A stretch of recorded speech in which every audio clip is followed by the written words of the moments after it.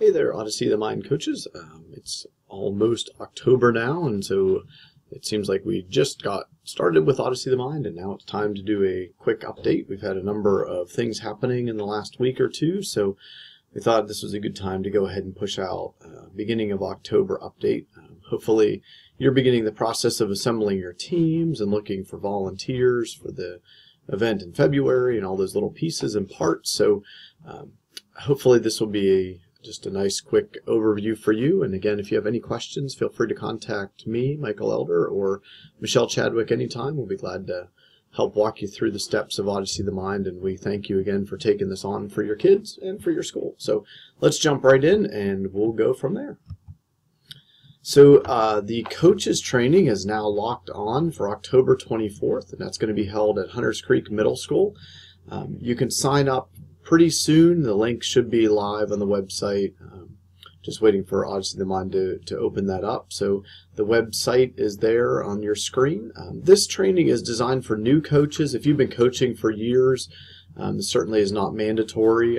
However, I know a number of you who go every year just to make sure that you've got the most current information. So the date there again is October 24th. There is a $20 fee. If you are planning on going, please register with OM as soon as that link becomes live, and please do that before October 9th, and that way we'll get a list from Odyssey of the Mind of who is registered, and we'll pay for all of you who are going who register before October 9th. However, if you decide after October 9th, then you or your school is going to have to pay that $20 fee.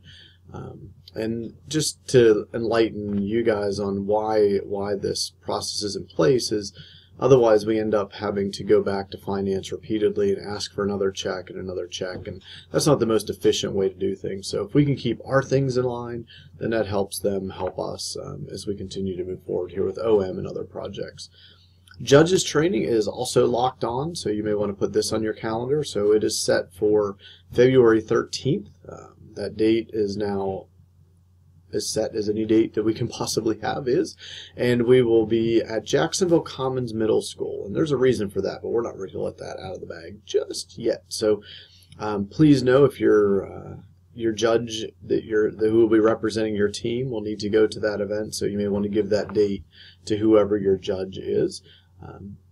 So go ahead and get your judge lined up, I should say. And do remember, you also need a volunteer. However, the volunteer is often a parent who doesn't mind spending a couple hours of the day at the tournament volunteering, especially while their child isn't in an event. So go ahead and line up that judge. They do have to go through training there in February, but the volunteer does not. So for those of you who have done this a lot of times, I know you've got that down. For those of you who this is new, that may be something that you just want to pay careful attention to, because that gets here sooner than we all can possibly imagine.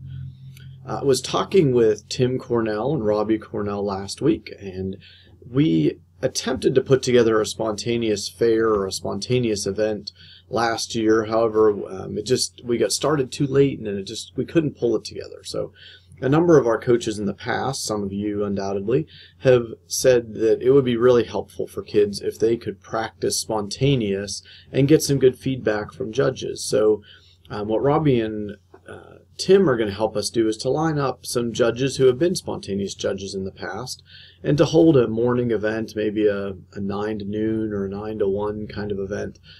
We're looking at Saturday, January 23rd. Again, certainly not mandatory. Teams don't have to participate. However, we do know that a number of teams have done really well on the planned parts of events, but just struggle on that spontaneous piece. So hopefully this can be a chance when we can not only practice some skills, but also get some direction and some feedback from those folks who have judged this for a while now anyway. So we have not set a location yet. However, it will be in the Jacksonville area here.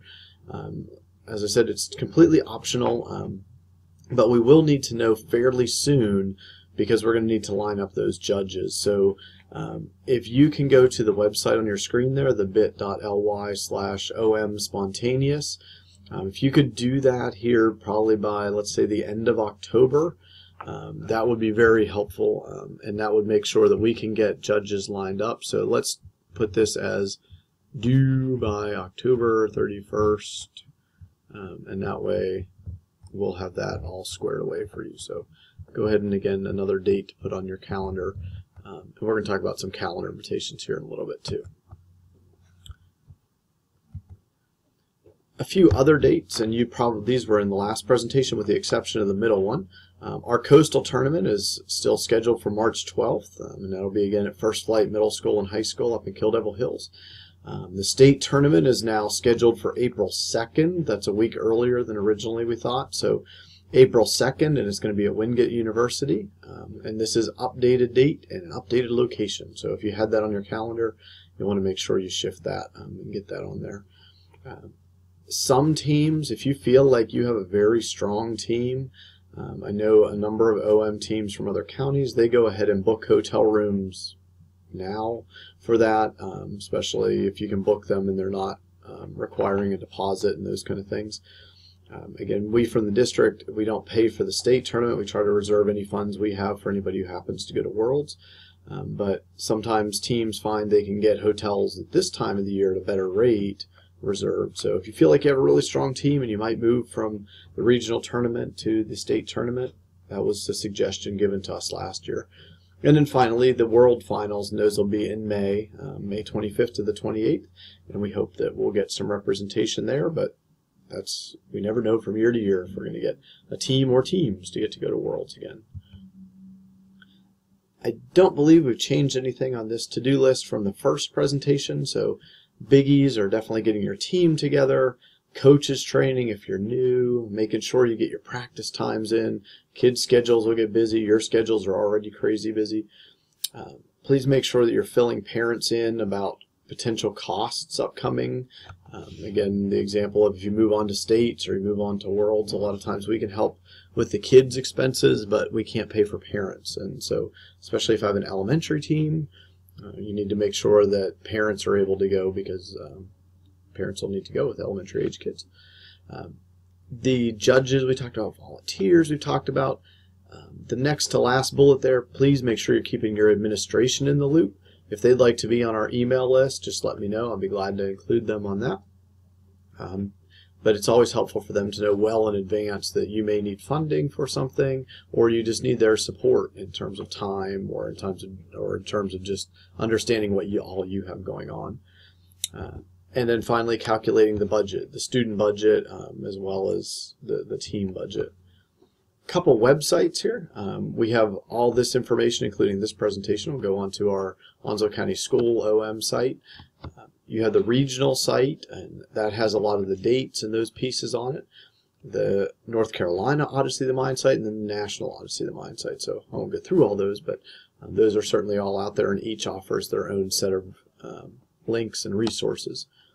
I put a special note on here about calendar invitations.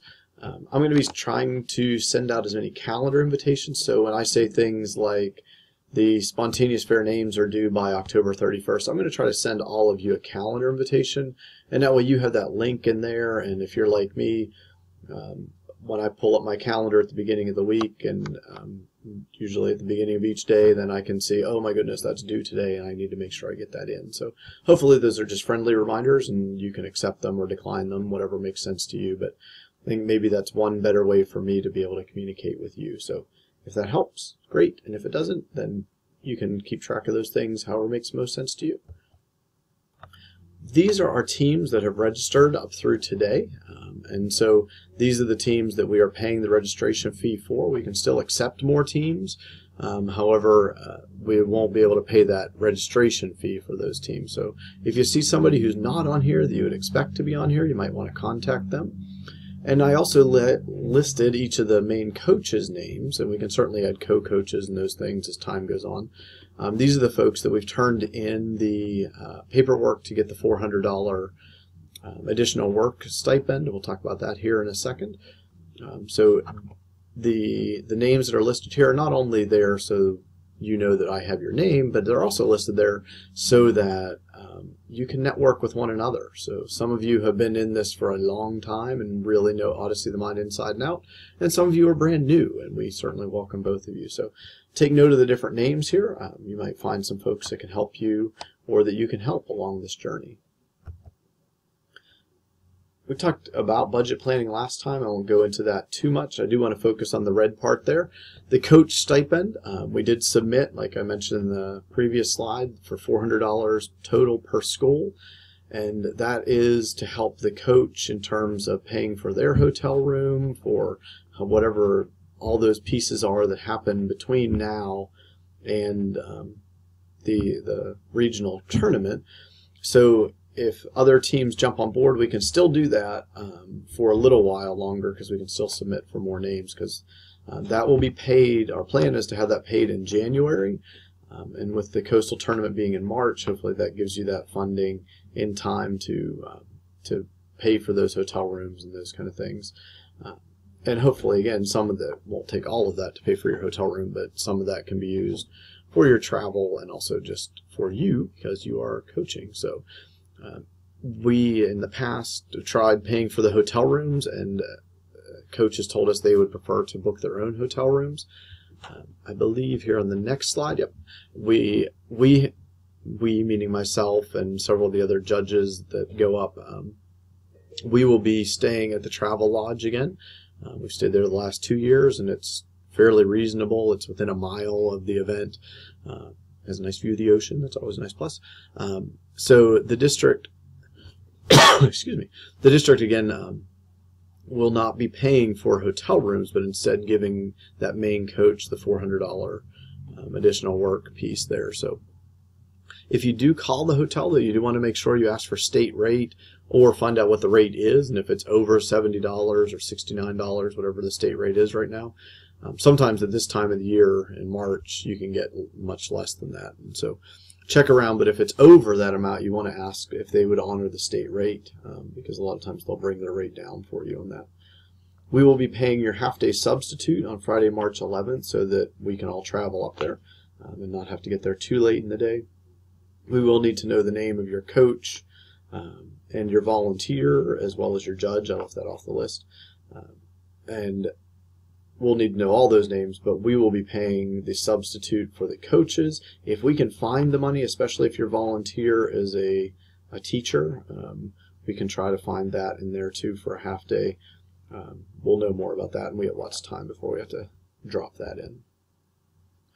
We've talked a fair amount about planning. If your team is really strong, you may want to start thinking about fundraising. You may want to start thinking about talking to your administrator about how to deposit those funds and those pieces. So making sure that parents know, especially for our elementary kids, because going to Iowa is not a cheap flight, and so a lot of times parents would want to know now that we have a really good team here, and this could mean that that there's a big cost coming up here. So keep that in mind. You don't want to worry people, but you also want to make sure they're informed. I don't think anything on here is new as far as announcements, so I've just left some of these things in there in case we have some folks who may not have watched the first session yet. And we say thank you. So hopefully this is a relatively brief overview for you. And if you have any questions, please feel free to contact me. You can call or email anytime, and I'll be glad to chat with you about where you are with your team and if there's anything further that we can do to help support you.